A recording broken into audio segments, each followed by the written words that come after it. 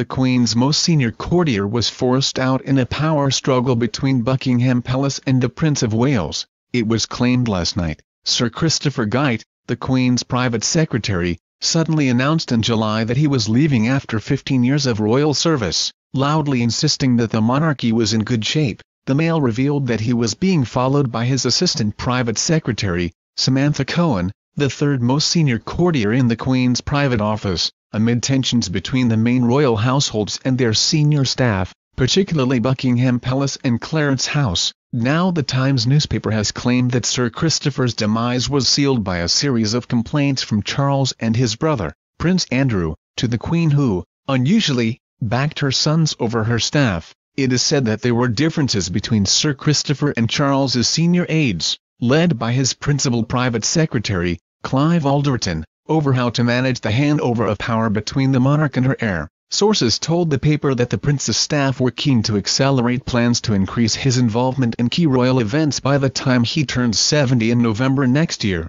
The plans are referred to, the newspaper claimed, as Project 70 Feet. Although senior royal sources have strongly denied this is true, Charles is now the longest-serving heir apparent in British history and when he comes to the throne, will be the oldest person ever to be crowned. Sir Christopher, a former Army intelligence officer and senior diplomat, is said to have denied he was forced out but feels bruised by what has happened and believes the Queen failed to support him. Prince Andrew, said the Times, is understood to have thrown his weight behind his brother, having borne a grudge against Sir Christopher since he was forced to stand down from his job as a trade ambassador over his friendship with convicted sex offender Jeffrey Epstein in 2011. He is also said to resent the control he has over his expenses. Prince Andrew deeply dislikes him, a source said. The newspaper suggested that the departure of Sir Christopher in favor of his genial deputy Edward Young would now mean the transition of power would move at a pace more acceptable to Charles and his team.